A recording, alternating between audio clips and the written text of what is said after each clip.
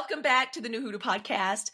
We want you to join us as we support and entertain a new generation of hoodoos and spiritualists. This is where we share our walk, our trials, our tribulations, and most importantly, our successes as practitioners born and reared in the rich cultural landscape of Southern Mississippi, but who now live in the thriving metropolises of the Bay Area and San Antonio, Texas. And speaking of which, I am Halleck Hannah, and right down here is my co-host, my co-creatrix, my real life little sister, Andy Anderson of Tallulah, Ohio. This podcast is about how we stay grounded in the traditions that are very, very, very different than our churchy upbringing, but that now forms the foundation of our lives as mothers, spouses, entrepreneurs, and community leaders. Our practice of hoodoo is not just a spiritual path, but it's our way of life. So here on the New Hoodoo Podcast, the stories are ours, but we promise that each episode is going to inspire you. It's going to provide lessons that guide and conversations that connect all of us. Whether you're new to hoodoo or you're a seasoned practitioner, our podcast is your space to feel at home, find support, and celebrate the magic that weaves through our everyday lives. So we want you to sit back, grab your cup of tea, whatever your favorite libation is. We want you to relax, grab your tarot cards, light some of Andy's candles. We're going to walk this journey together. Welcome back to the New Hoodoo Podcast. Welcome back. Andy, what's cracking? What's cracking? What's up? I want to talk about a savage summer. Okay. That's what I want to talk about. So we're getting ready to introduce a new jewelry line. So this episode is brought to you from Tallulah, Ohio. And I want to introduce our new, and this is, y'all, it's a passion project. But I'm also like Erykah Badu. I'm sensitive about my shit. So it's taken me a while to birth this. But I'm super excited to share that with y'all, and especially on a full moon that's a Sagittarius full moon. So I wanted to start by saying that we will do an exclusive preview of every single one of the girls in the line in our Facebook group. So what you want to do is go ahead and join our podcast Facebook group so you can get a deep dive into each one of these bracelets. But let's talk about it. Halleck, you've never met this girl before. This is like one of our new tarot line.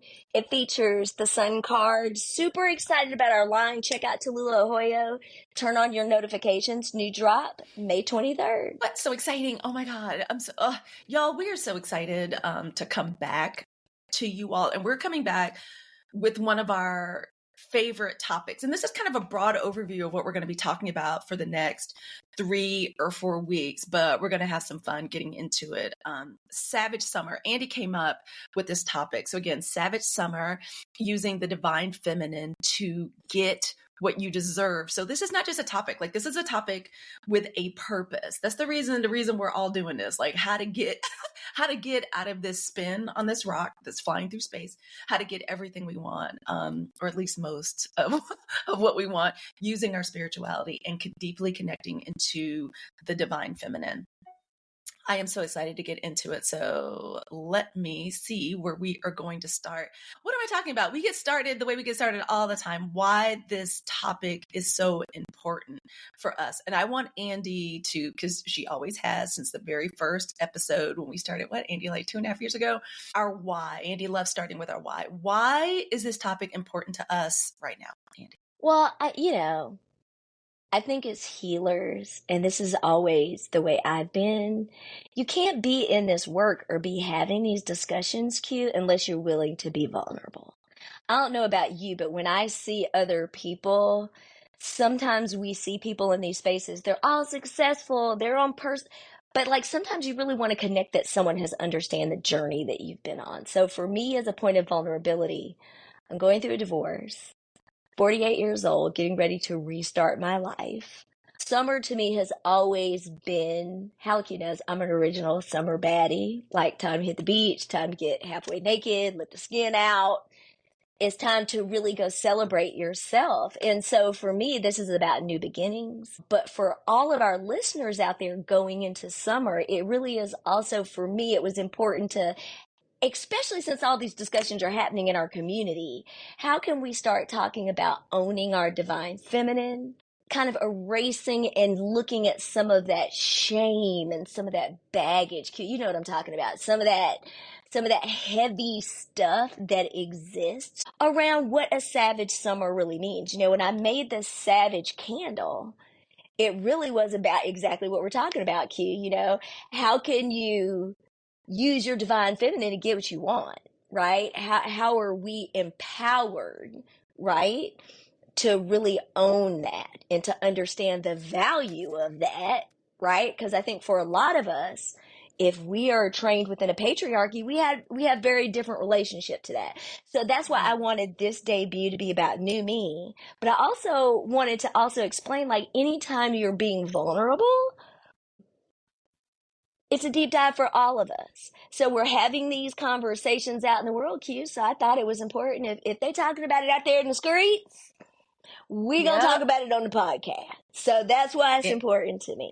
Indeed. And Andy told me earlier as we were chit-chatting that she did a tarot card pull for herself, which is a big deal, y'all, because it's funny. Andy don't really for real be like the second we knew that divination was going to be important for us and that somebody in our sister, like in our spiritual sister group, like we call ourselves Sis Witch, like there's 4 of us, there's 2 of my other sisters that we, our spiritual orientations and our foundation and our practices are kind of similar right now. And but the second like we knew, oh, somebody's got to do the divination, it was gonna be me. In so many ways, Andy and I are scared and not scared, and Andy is officially ain't scared, ain't never been scared. Like that's kind of her mythology. The truth is, all of us as Black women are vulnerable. We all get scared. The mythology is that Andy is scared, but the one thing she does not like is tarot or divination for real. But as a part of her practice, she has been pulling cards. And Andy, what'd you get today? Got the Fool, which I will tell you, Q, because tarot is not my medium. It says the Fool. So I had negative, and my sister tells me this all the time, like, don't automatically assume like a direct correlation to it. So I thought it had a negative connotation to it, but I can't wait for you to deep dive into it because I was happily surprised and I think it fits where I am in life. So I'm excited to hear you talk about it. And disclaimer, let me explain about the divination thing. People don't ever, shoot the messenger. People don't ever, like, you notice, you do tarot reads for people all the time. People hear what they want to hear. They jump the gun. They don't process information. I'm a victim of it too. So that's all I'm gonna say. It really is. Once your eyes are open, because I'm the same way. Halleck would tell you, my gift is just ancestors channel. I'm a child of dead people. I see dead people. What is it? What did Kendrick start? Oh yeah, that's exactly what he started it with. You got it right. We don't ever forget it. It can be heavy. And people have a tendency to shoot the messenger. So I love divination as an art, especially the way my sister does it, but come on now.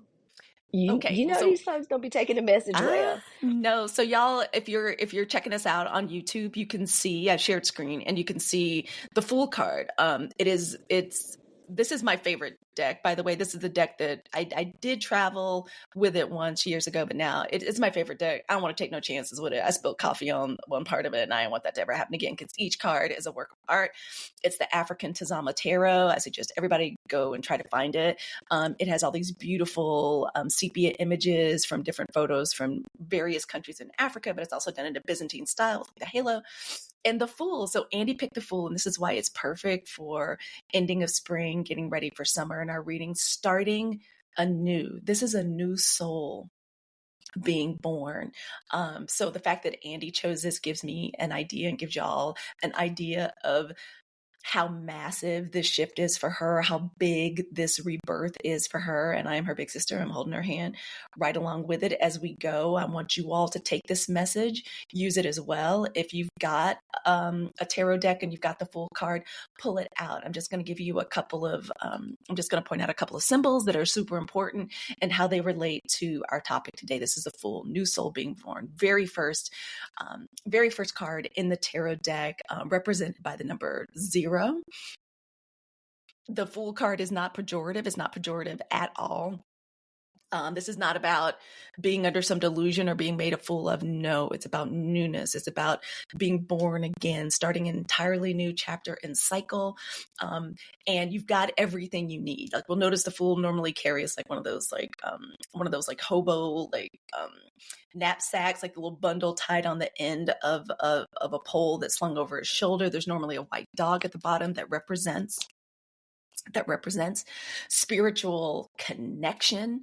It represents divine protection, and that you're supposed to take the leap. It shows someone about to take the leap. Normally, like when y'all book readings with me, I generally try to tell y'all and prepare you not to be asking me yes, no questions, because you're spending a lot of money. You're spending a lot of money with me. So I generally recommend that you don't ask yes, no questions. But if ever there was a card in the tarot that says yes, go do it. Now is the time. Take the chance. We don't know what the hell is at the bottom of that cliff. We don't know if it's cotton candy. We don't know if it's a bed of rose petals. We don't know if it's a bed of nails or thorns. But the message is to go, to absolutely do it. And in the context of the divine feminine, we know what it is now. Any of us that have been alive and well and studying and into our spirituality over this, especially as long as Andy and I have been coming to y'all over the airwaves, we know what it is now. We know how to talk about it. We don't have any shame about it. We're going to talk about some of the other things we're seeing out in Black pop culture about things like 4B, the soft life, and we're going to be talking about that. So Andy, it is really wonderful that you pull this card. And everybody, if you want to get out your decks and be looking at it, using it as kind of our archetype and our guide, as we talk about why the divine feminine is important and how it's a part of the foundation of our practice. As we move forward, I want y'all to get into it. So there it is, the Fool. I'm going to stop sharing screen right now. And while I do that, I want to ask Andy, what you think? What you think as we get ready to jump more into the topic? I'm really excited to kind of start talking about too, like we talked about personally, why it's important to us. I was going to ask you a question, actually. You've got two young girls. Okay. You've got one that's in college, getting ready to go into summer. You've got one that's, I need to stop saying she's in her tweens, because she is full of her and Andrew, full on in the teenager lane. Young adult. So when we start talking about Savage, adult. Exactly. We're going to play your game later, so I'm not going to preview it. But as girls growing up in the South, we had a lot of coded messages, right, around this respectability politics, right? About, How has your journey influenced how you are directing your girls to think of their sexuality, right? Especially at this time when I hate to say it, but like girls should be experimenting. They should be out there, in my opinion. Like how has your journey, especially from the Deep South and our shared experience of, I'll be honest, you know what our background was, and how has that impacted you? What are you doing differently? My gosh, girl. Andy, first of all, I'm so proud of us. High five for us for doing shit differently, like for doing shit differently and having the courage to freaking do that, because it's breaking these cycles, breaking these fucked up patterns. First of all, starting with the earth, air, fire, and water of everything. I'm just going to approach it that way. First of all, earth, the body. What is happening with us as wearing these beautiful meat suits here on this rock that is hurtling through space? This body is meant to be honored. It's meant to change into different phases. I always try to talk to them about where they are in terms of the phase of their body, right? Like maiden, mother, crone. It is burgeoning. It is beautiful. It is blossoming. It deserves protection. It deserves respect. It is okay to admire it. I try to teach them that, all of our bodies look different. And I talked to them about how I felt, like I was shamed about our body, how it looked, how it was changing, about exposing it. I'm not going to get into the reasons and why, our parents and our parents and our grandparents went the way they went. But I decided to do it a little differently. My girls are both athletes, so they're out in the sun, they're in their bodies. I've tried so hard to talk to them about how when they are working through problems and issues, we don't punish our body, but we may use our body to work through the things that we're dealing with, that sexual feelings, development, is natural and it is normal. One of the first things, like women, we have the clitoris, and I'm gonna go ahead and say it, is an organ that we have that is meant for nothing but pleasure. It serves no other function than pleasure, and that is okay. There is nothing, not only is it okay, it is normal, it's natural. Our bodies are also meant to experience pleasure. So that is the earth, the air, and our mindset. Understanding that from the very beginning, it is okay to talk about, to communicate about, even if it's not with me, if it's somebody else, or if you need to get information about your body in a way that you feel uncomfortable talking about with me, they know they can call on Andy. They know they got all the aunties looking at them, following them, following them on Instagram, sending them DMs. Hey, y'all, you want to talk? I noticed this in your Steve, you want to talk? You want to talk? Or Hallecky, you want me to talk? You want me to talk to her about it? As each one of my girls like reach certain stages, they got aunties that are ready and ask about talking with them about everything. And I have no problem utilizing any of the aunties to discuss these things with them if they feel like they don't want to chit chat about it with mommy. Fire, excitement about it. I give my girls candles. Like whenever I'm doing things myself that have to do with my body or things I'm trying to do to either enhance my, like to enhance my beauty, to like light those fires. I share that stuff with them. Like I think about this book like Mother Wounding. I always remember we're supposed to guide, nurture, and protect. And so in every way, I try to, I as I'm guiding them, teaching them, nurturing them, caring for them, I'm trying to talk about these things. So am I doing it right? Am I being perfect about it? No, absolutely not. I know I'm not, but there are certain things I know I'm going to stick up for them for. I'm going to stand up for them for. My girls are California girls. So even if I were raising them in Mississippi or Texas or somewhere else, probably the way they dress, the way they present, it would look very different. The way I look and dress is a little bit different than, Andy lives down south. Like it's more formal. It's more casual here. So I do a lot of, whenever the other soccer moms, I'll use this as an example, whenever the other soccer moms start talking shit, because there's always one whose daughter is not into the more stereotypical California girl stuff. Like some girls literally will be wearing basketball shorts and big t-shirts and stuff. Like that's their style. That's the way they like to do it. Mine are not like that. And a lot of the other girls are not like that. So I'm quick to shut down conversations about, can you believe she's wearing makeup to practice? Or can you believe blah, blah, blah. They're rolling up their shorts. I'm like, yeah, that's what they do. That's how they feel comfortable around each other doing the sport they love to do, where they're strong, where they're fast, where they can be aggressive with each other. And goddamn it, if they want to show the pipes that they've been working on, if they want to pull them shorts up, that's their arena. That's their milieu. That's where they're safe. That's where they're most dangerous and they're most strong.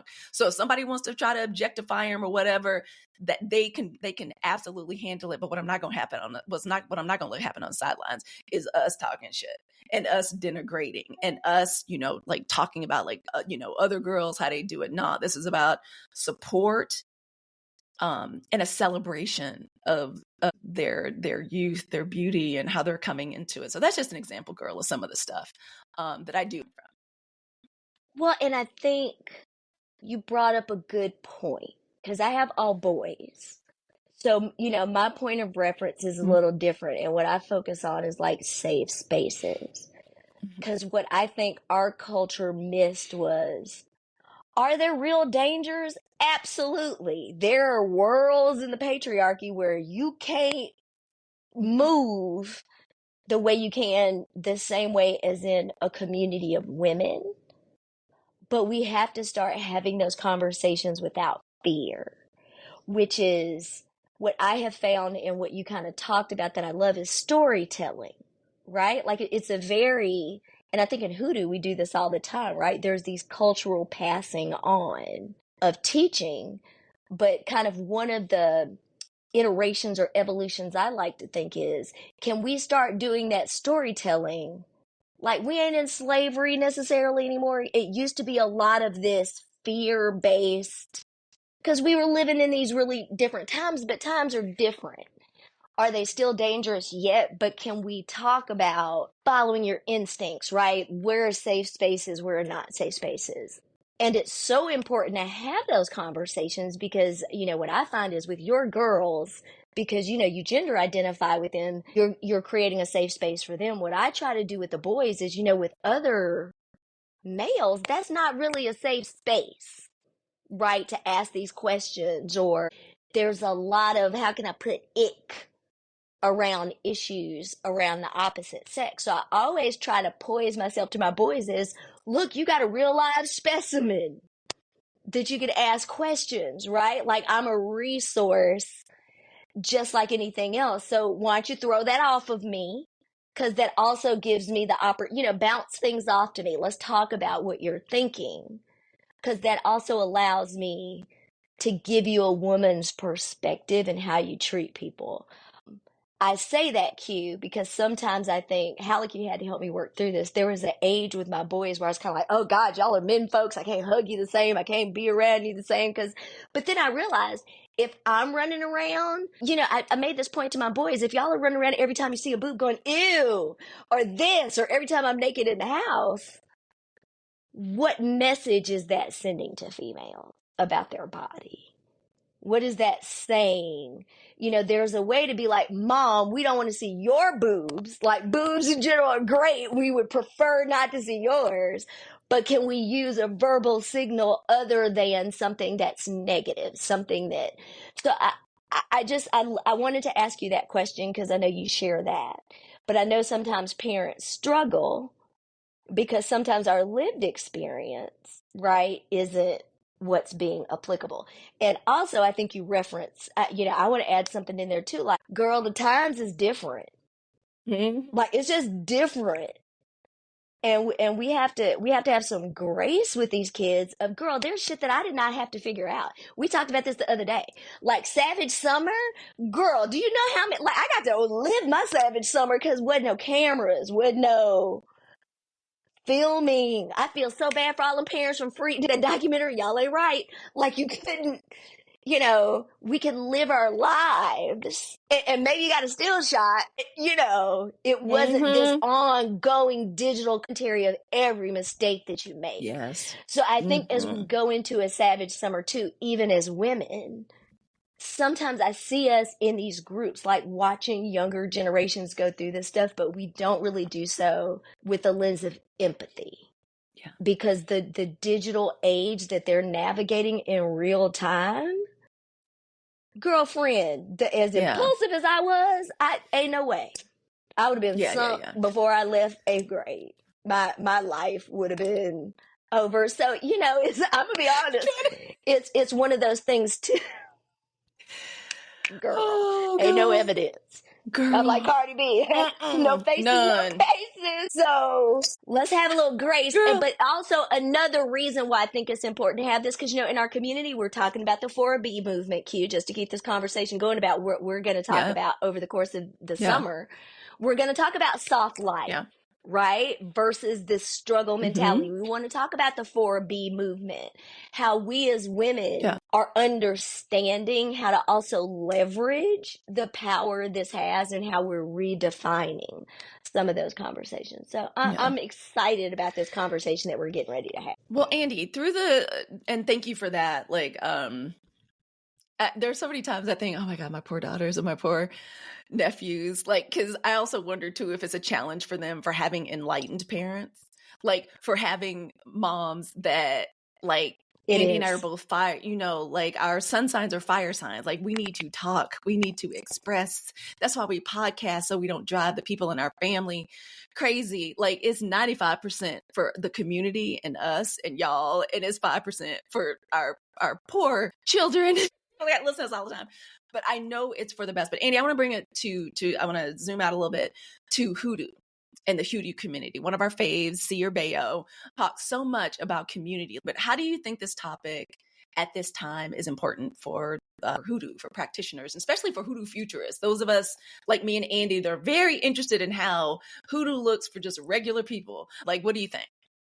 Well, because I think it's important for us, because one of the things about Hoodoo that makes Hoodoo so rich in heritage is that it was a true amalgamation of our ancestors going, what the hell, removed from all these things, these resources of their religion, and having to be resourceful, having to make new connections, new herbs, new root work, new environment, and having to build that from scratch. As healers, we know we're going through a time of metamorphosis. Don't let me say Puff Daddy. Don't let me say Drake. Like, people, revelations are happening. So people, what we predict is that I think a lot of people are going to be coming back to hoodoo. They're going to be coming back to these traditional roots as we realize, like, all these false things that defined us, church, these idols of what success was, what rich was, as we start to redefine that, people are going to look to folks like us to say, y'all have seemed to be immune from this. Y'all are out of the matrix. Help us understand what this path is. And we have to be ready for that. And so for me, this conversation around divine feminine, what it is, we have to start modeling what that's going to mean for hoodoo. Because I will tell you this, I am repelled by people who want to treat hoodoo like a doctrine or a religion. You got to do this. You got to do that. It strips the heart of what this was, which is adaptation, right? That is the heart of what we do.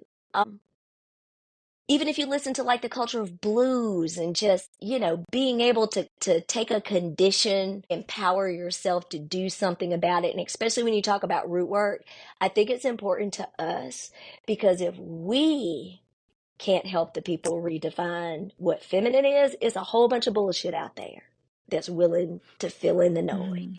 So for me, it's more of an awakening as healers. Let's have this conversation. Let's do our shadow work. Let's unearth what we know, some of our own traditions, and let's make a decision about where we want to evolve to.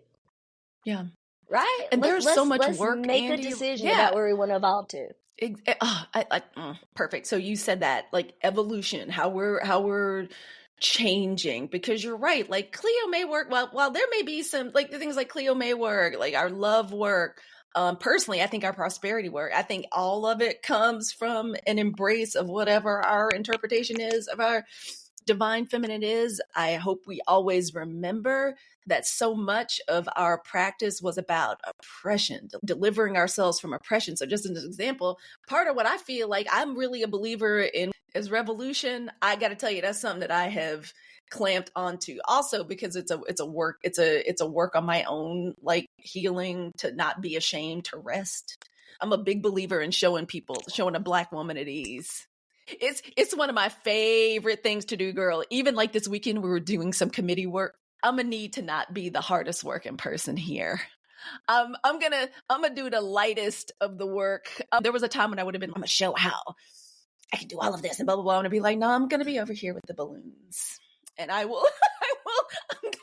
I'm gonna carry out the balloons. I'm going to put the flowers. I was like, I'm gonna need for people to see a Black woman at ease. So even in how we interpret rebellion, resisting, and oppression, like, that's one of the.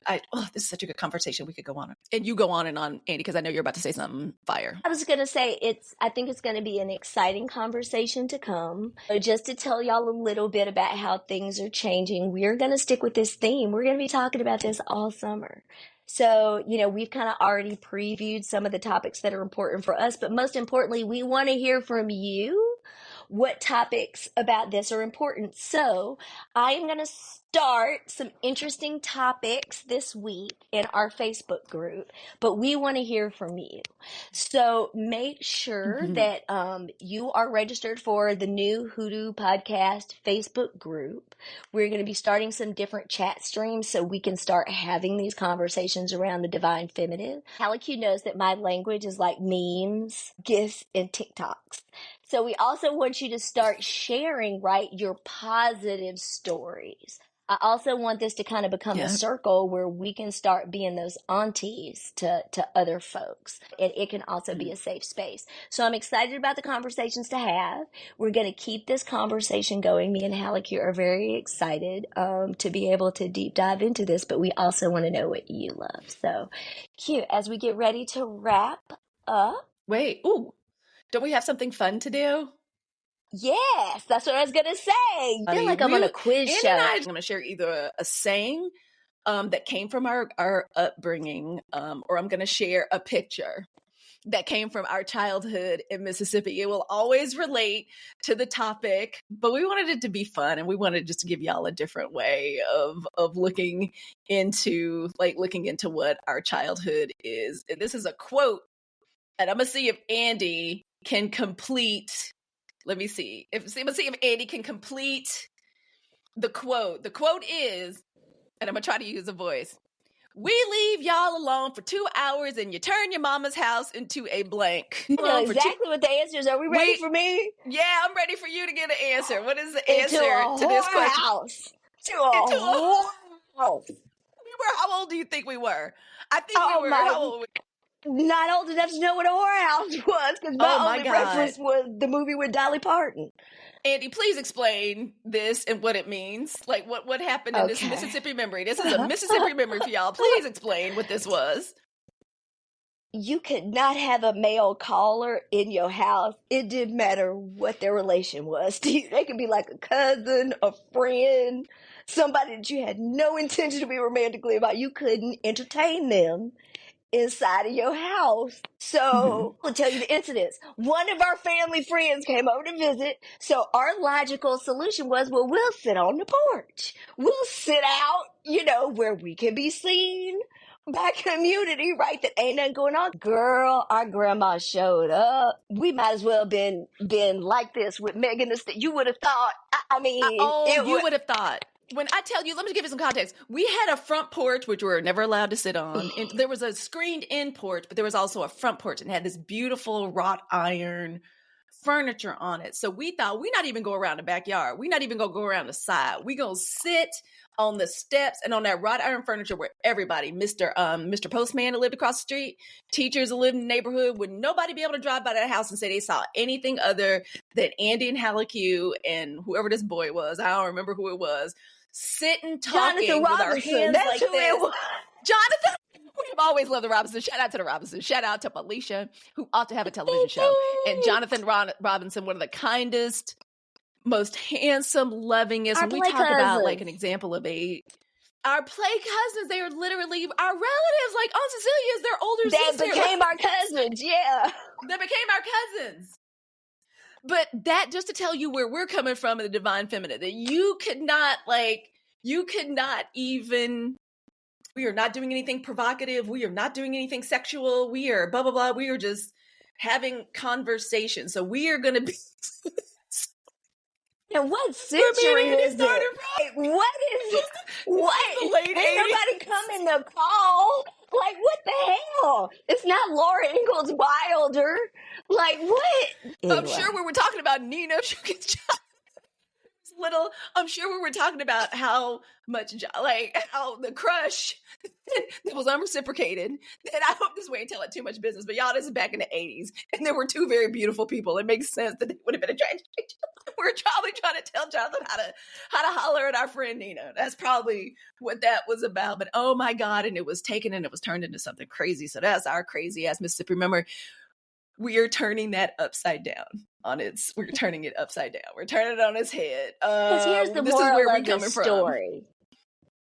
Here's the moral of the story. If you tell a kid over and over again that they're gonna be something, guess what they'll do? They'll believe that that's what they are, and they'll act accordingly. That's the thing about it. So hopefully we're redefining that. I love the game, Hallie Q, and I'm ready for you. Are you looking to add a touch of enchantment to your next event? Whether it is a celebration, a women's circle, or a corporate team building session, the Gilded Apsara Tarot brings the beauty and intuitive art of tarot to life. Y'all, I'm Hallie Q Hannah. I'm the heart and soul behind thegildedapsara.com. I have a warm and sunny energy and a deep love for tarot, and I create unforgettable experiences. From virtual readings to vibrant in-person sessions, every reading is a journey of discovery, but my true passion lies in events. Imagine a tarot party that transforms your celebration into a mystical adventure, or a corporate event where team building becomes a creative and unique problem-solving and team bonding experience. I've had the pleasure and honor of working with some amazing clients and brands, including Google, Kendo Brands, and my favorite, Spotify, bringing a touch of tarot magic to their events. Now it is your turn to experience the wonder. I want you to visit www.thegildedapsara.com to learn about and to book your reading or event today. Love y'all. So super excited to start building some community with you all. So make sure you join us in our Facebook group. Some things that are coming up. I have harassed my sister into providing us a Savage Summer tarot spread, hopefully before the end of the summer. I also will have some great previews of our upcoming drop. But I want to start adding some altar suggestions for you guys as well as we move into different seasons of the year. So please join our Facebook group, The New Hoodoo Podcast. Look for us on Facebook, and we can't wait to see you. We will see y'all next week. We love y'all like play cousins. Bye.